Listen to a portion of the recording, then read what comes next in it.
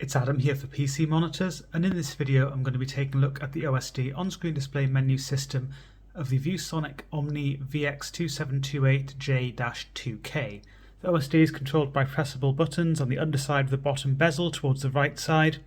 There are also some quite clear button labels. You can see this in most lighting anyway. There's a star, 3 squares, and then a power button. So yes, there is a dedicated power button at the end there. There's a little blue power LED, or it's blue when the monitor's switched on. It glows orange when the monitor's on standby, which is to say that a signal to the system is lost. If you prefer, you can disable that power LED in the OSD.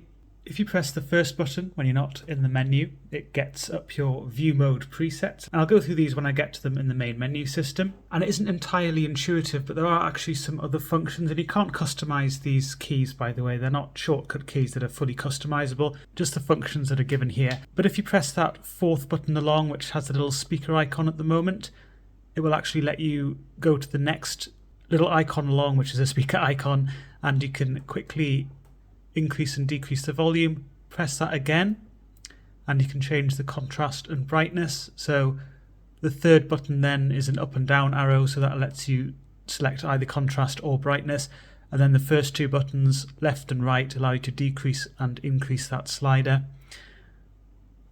Then the fourth button, it now shows a little input, and it allows you to quickly select the input used by the monitor. And now it has a little eye there which stands for the view mode preset, so if I press that fourth button again, it gets back to the view mode selection.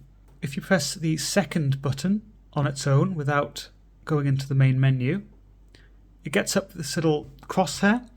So it has a red dot in the middle, it has a little black crosshair around that, and it has a white circle.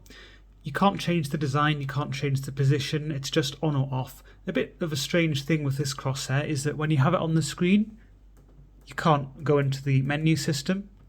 Most of the buttons do absolutely nothing, which is really odd. You have to actually get rid of it, and to get rid of it you press that second button again, before you can press the second or third button to get into the main menu system.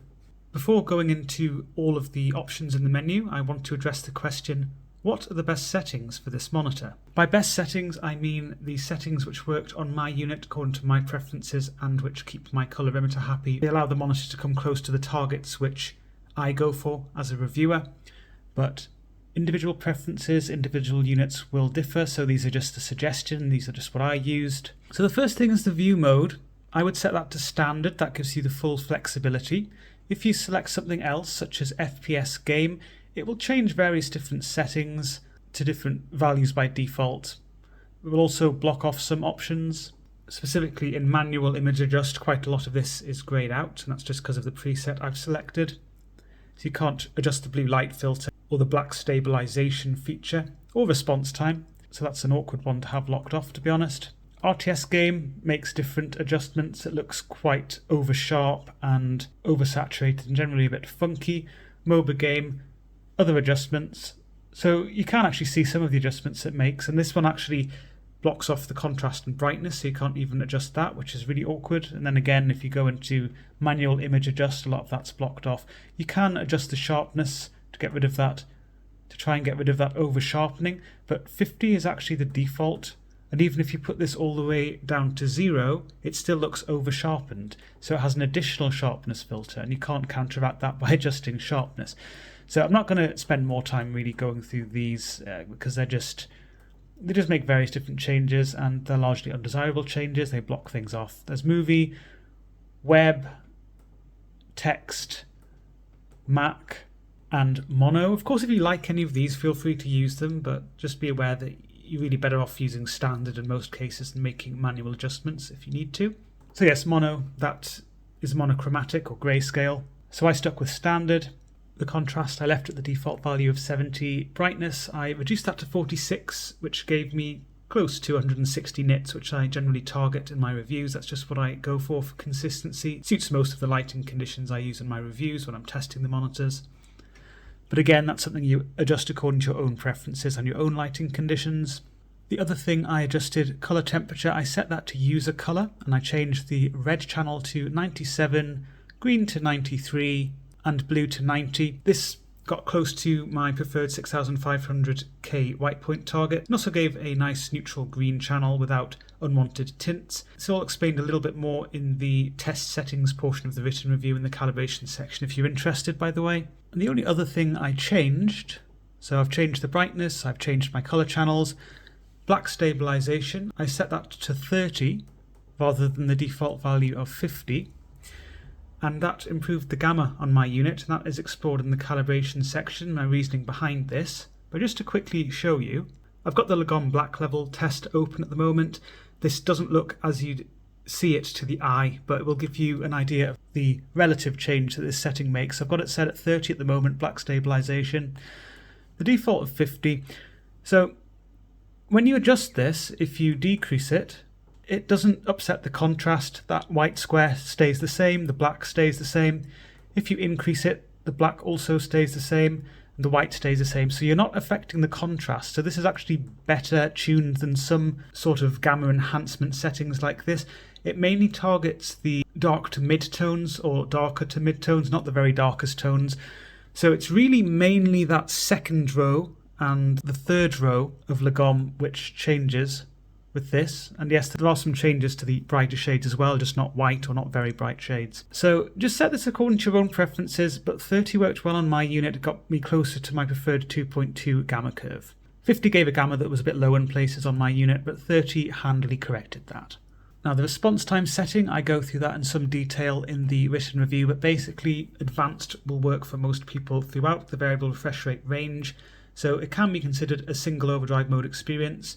It doesn't give you extreme overshoot even at the lowest refresh rates that the monitor will support, but it does give you some. If you don't like overshoot, you might want to use standard at times, but I would try advanced. That's really my main recommendation there.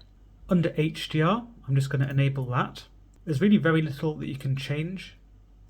If you enable HDR and things look clearly washed out, and I mean really flooded even when you're just on the desktop, that's probably because you don't have HDR active in the OSD.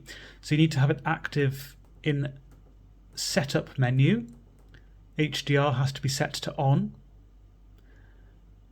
And when you do this, things should look better. But a lot of these options are going to be grayed out. So you can see you can't change black stabilization anymore. Sharpness is grayed out and a mild sharpness filter is applied. Not too bad really. You can't change color temperature, so you can't change the color channels, you can't change contrast or brightness. And the view modes are grayed out, they don't exist anymore. So really there's nothing you can change, you just have the experience that is given to you. The only other thing to be aware of, if you then disable HDR, so I've now got an SDR signal, you might notice that those things are still grayed out. So to have them enabled, you also have to have HDR set to off in the OSD, which is quite an awkward thing, but it does remember the settings that you had under SDR before you have activated HDR in the OSD. So if you've got it set up as you like for SDR and you don't need to change anything, then you can just have HDR set to on, then it will automatically switch when it goes into HDR and back to SDR. Otherwise, you do have to set HDR to off to be able to control everything even when you're in SDR, which is quite awkward. Weird. I don't know why they did it like that, to be honest, but they did. The only other thing to be aware of with respect to the best settings, eco mode, that should be set to standard.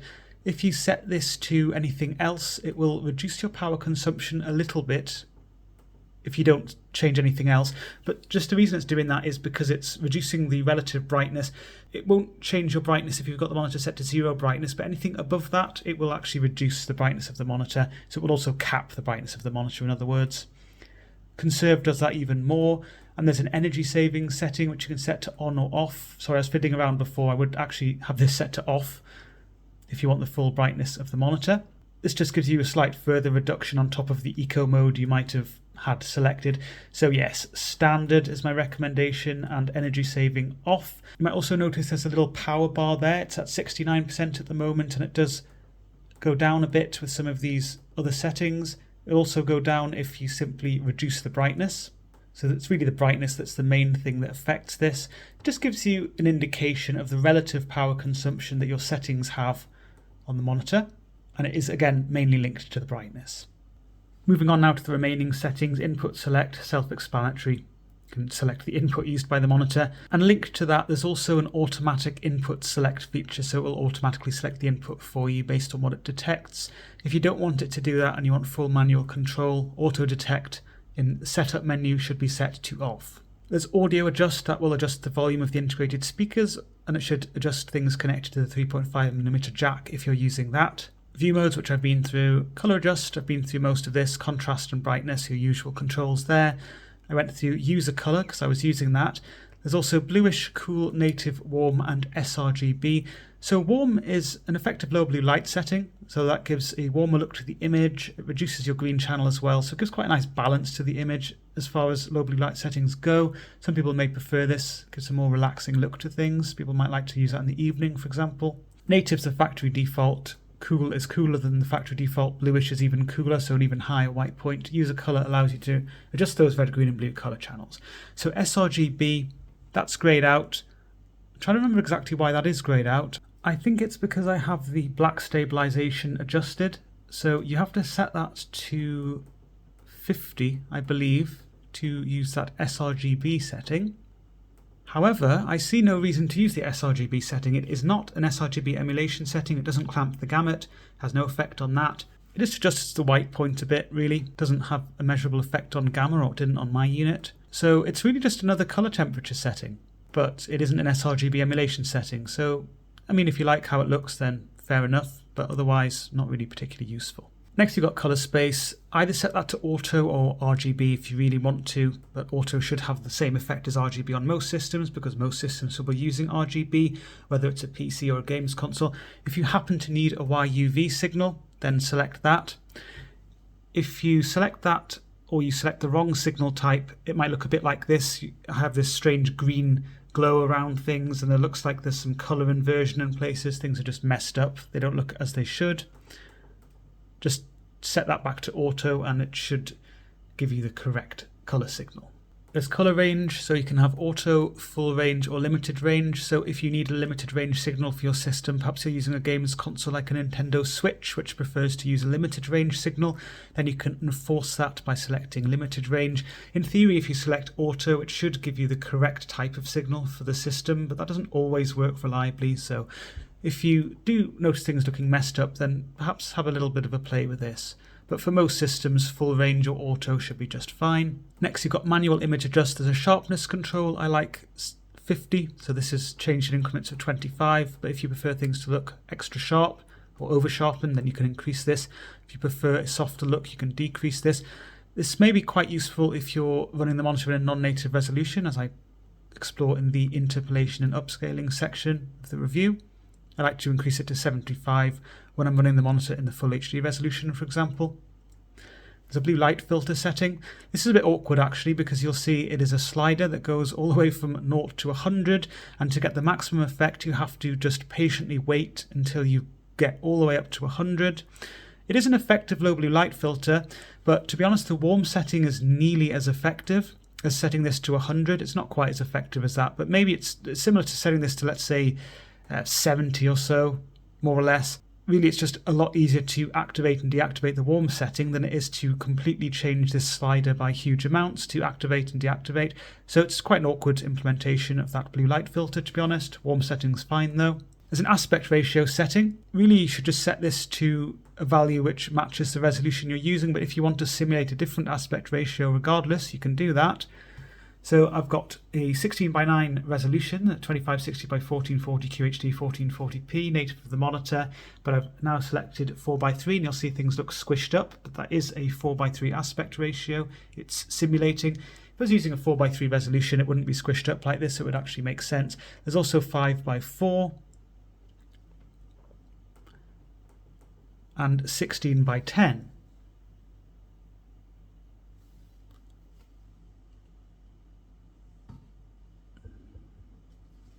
Next, you've got overscan. That's grayed out unless you have a specific signal being given to the monitor, I believe, where this is relevant.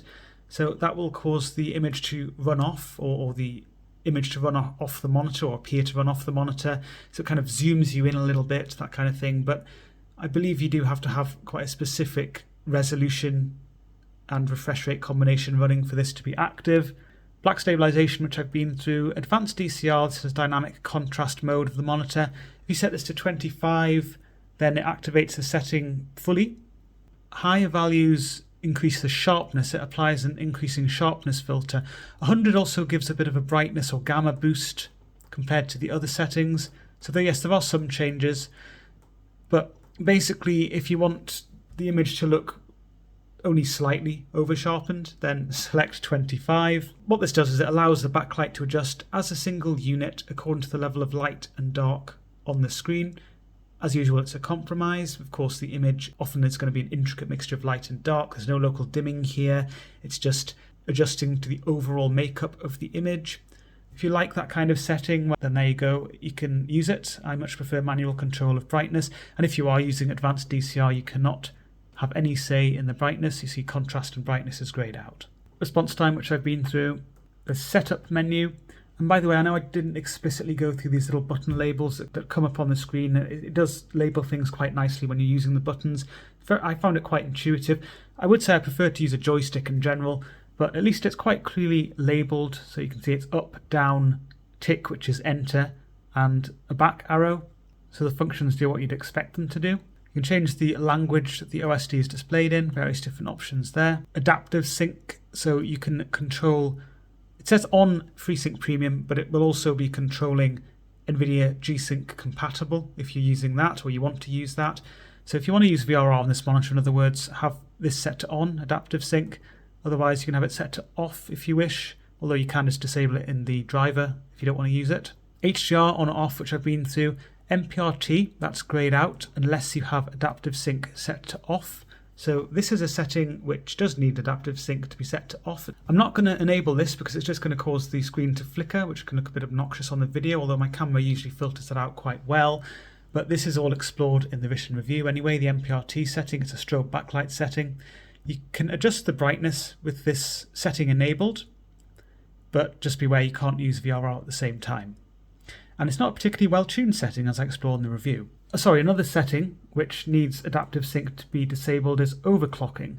And as it says there, overclocking ability is dependent on the graphics card, so it's not guaranteed to work. It did work in my case. It just unlocks a 180Hz setting, but you can't use adaptive sync at the same time.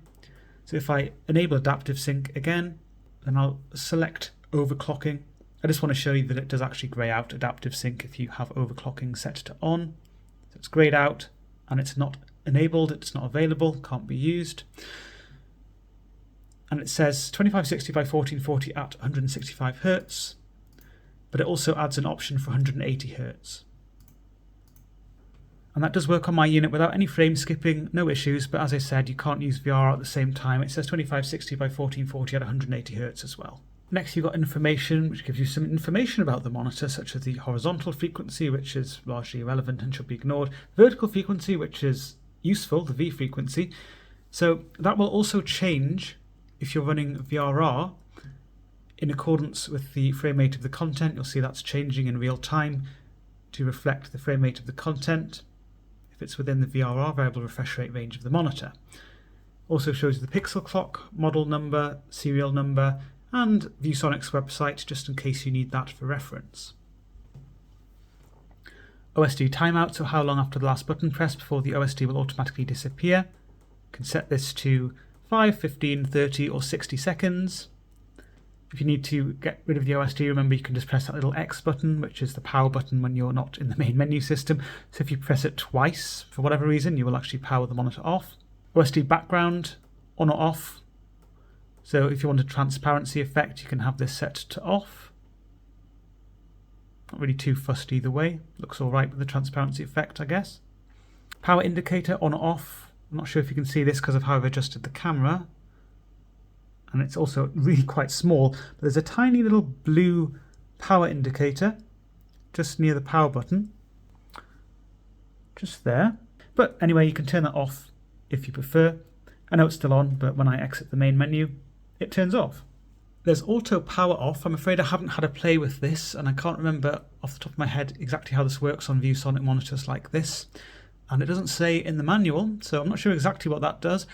It may allow the monitor to just turn off if it has lost the signal for a little bit of time. So it automatically will turn it off rather than just keeping it on standby, or we'll keep it in a lower standby state technically, so that you'll need to press the power button to turn it on again.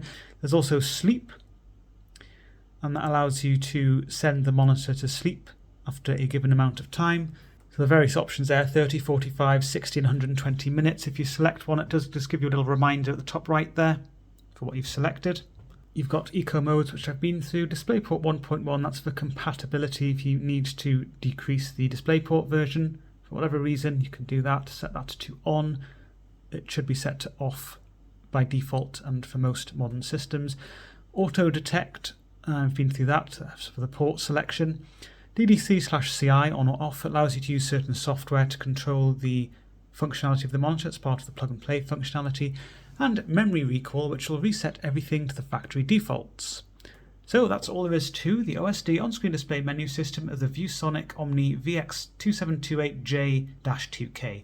Be sure to check out the full review on PCmonitors.info. There's a link to that in the description of the video, alongside information about how you can support the work that we do. Also be aware that liking the video, subscribing to the channel if you haven't already, they are nice ways of showing your support.